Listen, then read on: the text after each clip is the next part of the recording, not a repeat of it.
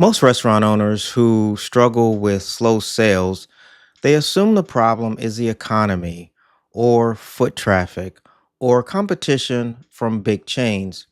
And while those are real pressures, they're not actually what's keeping most independent restaurants from growing. The real problem is almost always fixable.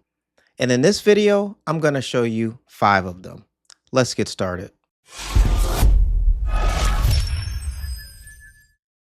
Okay, before we get started, let me just say that these are not growth hacks. They're 5 specific adjustments that you can make right now without spending a single dollar on advertising. And the goal here is to move more covers, increase average ticket size, and bring customers back more often. Okay, the first thing to understand is that most restaurant owners have a Google business profile, but very few of them actually manage it. And here's what I mean. Your Google business profile is very often the first thing that people see before they ever visit your website, your social media, or step foot into your restaurant. It's where they check your hours, look at your photos, read your reviews, and decide whether they're walking through your door or through someone else's. So, what does that mean for you? Well, it means that if you have an outdated profile, maybe the wrong hours, maybe blurry photos, no responses to customer reviews, this is actively costing you customers, whether you realize it or not, every single day. The fix here is straightforward. You want to make sure that you update your hours every time they change. Upload at least 5 to 10 high quality photos of your food, your space, and your team. And always make sure that you respond to every review, the good ones and the bad ones, not defensively, but professionally. Customers are watching how you respond just as much as they're reading the reviews themselves. So don't forget that. The second thing to understand is that social media platforms can change their algorithms at any time, but your email list is something that cannot be taken away from you. Now, a lot of independent restaurant owners don't have an email list at all, and the ones that do, well, they rarely use it consistently, and that is a missed opportunity. Here's the reality. A customer who has eaten at your restaurant and enjoyed the meal, well, that's already what we consider a warm lead. They already trust you. When you send them a relevant, well timed email, whether that's a seasonal menu adjustment, a slow Tuesday special, or a we miss you type offer, well, you're not cold calling a stranger. This is not someone who has never met you, never interacted with your brand before. You're just reminding someone who already likes you that you still exist. And that keeps your brand top of mind. Here's the simple way to start. Put up a sign up option at your point of sale system or add a QR code to your receipt. Maybe put a small table card, um, or maybe add a small table card to every single station. Offer something maybe low cost but specific. Maybe a free dessert on their next visit, or maybe early access to a new menu item. You don't need thousands of subscribers to see results. You just need a consistent reason to reach out to existing customers. Now, if you're watching this and you're thinking about how to layer new revenue streams on top of what we're already talking about, I want to mention something briefly. We recently published a deep dive piece in our magazine, Restaurant Marketing Monthly, entitled 5 New Revenue Streams for Small Restaurants. Now, it covers specific models that independent owners are using right now to generate income beyond their core dining room. I'll be sure to link that in the description below. Okay, the next thing to realize is that the easiest sale you'll ever make is to a customer who is already sitting at your restaurant. Most operators train their staff to take orders. Fewer train them to guide decisions. And that distinction matters a lot more than people realize. See, strategic upselling is not about pressuring customers into spending more money. It's more about helping them discover options that they genuinely want, but maybe would not have thought of to ask for.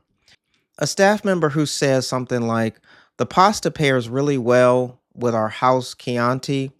If you'd like to try a glass," is really providing a service. They're not making a sales pitch. See, small, consistent upsells, maybe a suggested appetizer, a dessert mention at the right moment, a beverage pairing can really increase your average ticket size by 10 to 15% without adding a single new customer. On a night when you're doing maybe 50 covers, well, that revenue starts to add up quickly. The next thing to understand is that there's a difference between posting on social media and using social media strategically. A lot of independent restaurants post content, but they see very little return on that time investment. The reason is usually that their content is designed to entertain followers rather than attract new customers in their local area. Here's what works better: location specific content. You want to show your actual restaurant, your actual team, your actual neighborhood. Use your city or your neighborhood name in your captions. Tag your location consistently.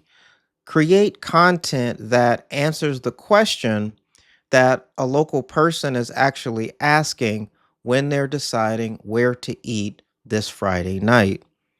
See, you don't need to go viral. You just need to be visible to the right people. A video of your kitchen at work, maybe a behind the scenes shot of how a dish is made, of course, without giving away too much information, or maybe even a simple post about a daily special, tagged with your location. These things will do more for your actual sales than a polished campaign that no one in your zip code ever sees. Okay, and the final thing, and arguably the most overlooked one, is this. See, most restaurants do nothing to create a reason for a satisfied customer to ever return. A customer who has had a great experience will not automatically come back. Life gets busy, people are stressed, other options exist. Without a specific reason or reminder, even customers who are loyal to your brand, well, they can begin to drift away or to shift their focus. Now, of course, you don't need a complicated loyalty app or a point system to solve this. You need a clear, low friction reason for someone to come back within a defined window. A simple card that says, "Come back within maybe the next 30 days, maybe the next 2 weeks, and your dessert is on us." Well, that might be enough to plant that intention. Maybe a follow up email a week later, after they have had their dining experience, reminding them of your restaurant. Well, a lot of times that's enough to activate that memory, to maybe have them rekindle that experience and give them a reason to come back. See, the customers who are already in your dining room are your most valuable marketing asset. The goal is not just to serve them well one time, is to make them feel like returning is the obvious choice. Okay, so let's recap what we went over today. First, you want to optimize your Google business profile and keep it current. You want to build an email list and you want to use it consistently. You want to train your team to upsell with intention and not pressure. You want to use social media to get discovered locally, not just appreciated globally. And you want to give your existing customers a concrete reason to come back to your restaurant. Now, none of these require an advertising budget, but all of them do require consistency. The link to our article on new revenue streams is in the description below if you want to go deeper on that side of the conversation. As always, it's important to remember two things. Number one, having good food just isn't good enough anymore. And number two, if no one walks through the front door of your restaurant, then nothing else matters. I'm Donovan Garrett. Thanks so much for watching, and we'll see you in the next video.